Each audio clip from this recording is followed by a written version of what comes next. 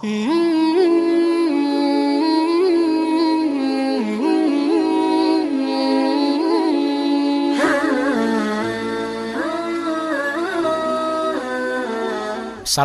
warahmatullahi wabarakatuh. Alhamdulillahirabbil alamin wa bihi nasta'inu ala umuri dunya waddin. Asyhadu alla ilaha illallah wahdahu la syarikalah wa asyhadu anna Muhammadan abduhu wa rasuluh. Allahumma sholli ala Muhammad wa ala ali Muhammad, amma ba'd. Ma'asyiral muslimin rahimakumullah, alhamdulillah pada kesempatan ini kita masih diberi karunia oleh Allah sehat walafiat, bisa mengikuti kajian putusan tarjih. Dalam kesempatan ini mari kita bersama-sama menyimak mengikuti kajian berbagai putusan tarjih yang bersifat kontemporer, artinya putusan-putusan musyawarah tarjih akhir-akhir ini, mulai munas tarjih yang ke-26, kemudian yang ke-27, ke-28, dan ke-29. Semuanya itu sudah tersusun dalam buku Himpunan Putusan Tarjih untuk jilid yang 3. Nah, ini kita simak, kita kaji, dan kita pelajari bersama-sama apa putusan-putusan musyawarah tarjih, musyawarah nasional tarjih, dimulai dari musyawarah nasional tarjih yang ke-26 tahun 2003 di Padang, Sumatera Barat. Pada musyawarah nasional tarjih yang ke-26 itu menghasilkan beberapa keputusan. Yang pertama adalah tentang etika politik dan etika bisnis. Jadi etika politik dan etika bisnis itu merupakan putusan musyawarah nasional tarjih yang ke-26. Apa isinya? Mari kita simak. Yang pertama adalah etika politik, ya, etika politik, di mana dalam ajaran Islam mengajarkan adanya nilai-nilai dasar dalam kehidupan politik. Yang ini harus kita pedomani manakala kita sebagai pelaku politik atau sebagai politisi harus memperhatikan etika. Jadi jangan sampai kita berpolitik itu bebas etika, bebas akhlak, ya, atau bahkan tidak bermoral. Ini jangan sampai. Jadi kita harus memperhatikan ada etika-etika yang harus dipegang, harus ditaati dan dipedomani. Yang pertama, jadi ada 8 ya nilai dasar dalam kehidupan politik. Ya, ini dalam putusan tarjih memuat 8 nilai-nilai dasar yang harus ada, yang harus dipegang, harus dipedomani, khususnya kita umat Islam dalam hal berpolitik. Yang pertama adalah apa yang disebut dengan al-adalah, yaitu keadilan. Yang kedua adalah al-ukhuwah atau persaudaraan. Yang ketiga al-musawwah. Al-musawwah itu persamaan. Kemudian yang keempat adalah asyura atau bermusyawarah. Yang kelima adalah at-ta'adudiyah. At-ta'adudiyah, pluralitas, ya, pluralitas. Kemudian yang keenam adanya as-silmu. As-silmu itu artinya perdamaian. Kemudian yang ketujuh ada al-mas'uliyah. Mas'uliyah itu tanggung jawab atau pertanggungjawaban. Yang terakhir ada istilah an-naqduz-zati, ya, an-naqduz-zati. Itu artinya adalah otokritik atau muhasabah bahasa kita. Jadi ada 8 nilai dasar yang harus dipegang. Yang pertama adalah keadilan. Jadi kita sebagai pelaku politik atau politisi atau orang yang memang berkecimpung dalam dunia politik harus punya sifat yang adil, harus memegang prinsip-prinsip keadilan. Karena kita yakin bahwa dengan keadilan itulah hak-hak manusia akan terjaga, akan terpelihara, akan diperhatikan. Jadi adanya keseimbangan hak dan kewajiban manusia akan diperhatikan. Demikian juga akan menciptakan ketenangan, ketentraman, orang merasa terlindungi, merasa terjaga, terayomi. Ini karena adanya penerapan prinsip-prinsip keadilan. Sebaliknya kalau dalam politik, misalnya para pelaku politik, para penguasa, para pejabat, jauh dari sifat adil, jadi yang ada sifat zalim, ya sewenang-wenang, ya, semaunya gitu, maka hak dan kewajiban masyarakat, umat warga ini akan terbengkalai, tidak terjaga. Jadi mereka akan merasa terzalimi, mereka akan merasa tersingkirkan, hak yang batil juga tidak dipedulikan, bahkan mungkin kebenaran itu justru akan dikesampingkan, kesalahan atau kebatilan juga akan menang di situ. Dan ini politik yang seperti ini, jadi yang tidak bisa memegang prinsip keadilan, justru yang ada hanya kesenang-wenangan, ini harus dihindari. Jadilah politisi atau orang yang berkecimpung dalam dunia politik itu yang mengedepankan nilai-nilai keadilan. Ayatnya yang digunakan, dipakai dalam putusan tarjih ini cukup banyak. Pertama surat Al-A'raf ayat 29. Qul amara rabbi bil qist. Katakanlah bahwa Tuhanku menyuruh menjalankan keadilan. Jadi keadilan itu perintah Allah, perintah Rabb gitu. Segala yang diperintahkan oleh Allah pasti itu bersifat manusiawi. Artinya bisa dilaksanakan oleh manusia biasa. Jadi jangan sampai ada yang punya prinsip tidak mungkinlah manusia itu bisa adil. Ya, kalau tidak bisa adil, nggak mungkinlah itu diperintahkan oleh Allah. Jadi kita harus berusaha bagaimana bisa bersikap adil. Apapun posisi kita, terutama kita bagi yang memegang kekuasaan, ya, yang punya jabatan, ya ini harus kita melayani umat, melayani masyarakat. Ini harus berpegang pada prinsip keadilan.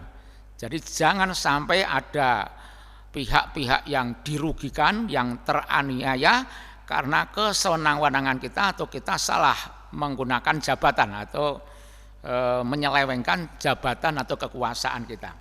Kemudian ada surat An-Nisa ayat 58 ayat 135 bahwa Allah berfirman yang artinya sesungguhnya Allah menyuruh kamu menyampaikan amanah kepada yang berhak menerimanya dan menyuruh kamu apabila menetapkan hukum di antara manusia supaya kamu menetapkan dengan adil.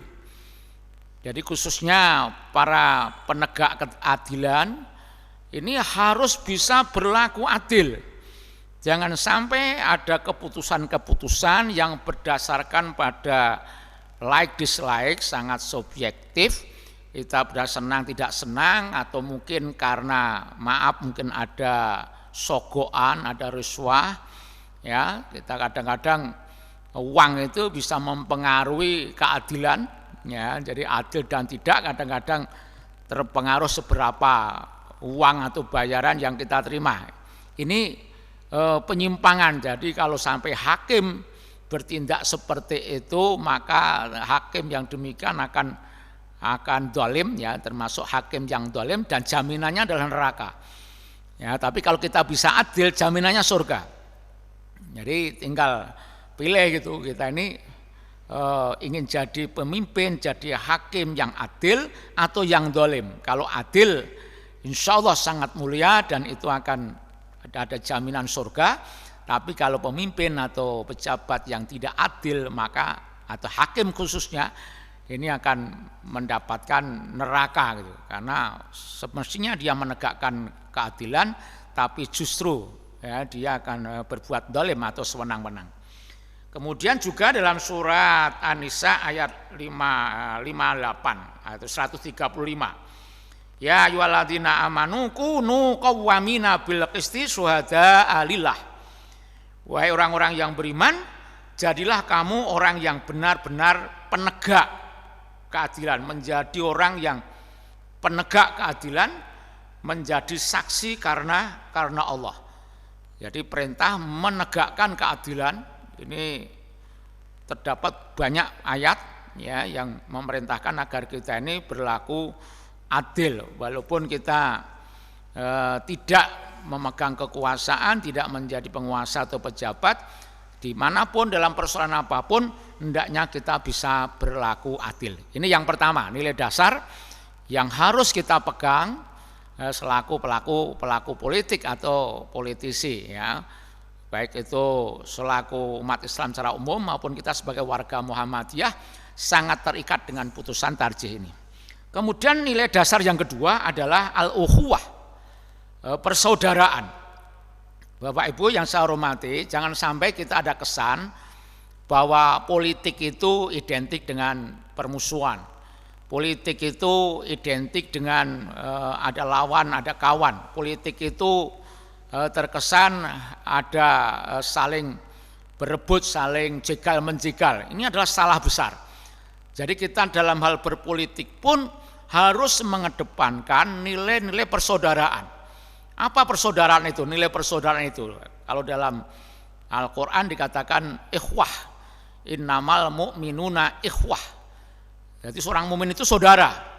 Nah, cirinya saudara sebenarnya dari kata akhun, saudara itu adalah manakala kita bisa memiliki manunggaling rasa gitu. Artinya apa? Manakala orang lain itu merasa senang, kita ikut merasa senang.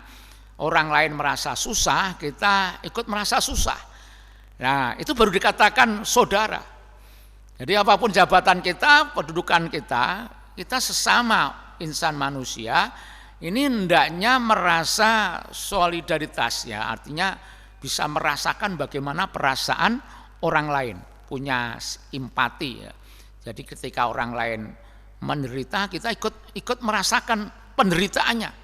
Ketika orang itu bisa bahagia, kita juga ikut merasa bahagia. Inilah saudara. Jadi jangan sampai kebanyakan manusia itu justru sebaliknya. Kalau manusia lain berkuasa, mendapatkan jabatan, mendapatkan nikmat, kita sedih, kita iri, kita susah gitu dengan kebahagiaan orang lain itu. Tapi kalau orang lain ada yang sengsara, ada yang kesusahan, itu justru senang gitu. Kita malah nyukur kan gitu. Nah, ini belum saudara, jadi bukan saudara itu. Jadi kalau saudara itu punya perasaan yang sama.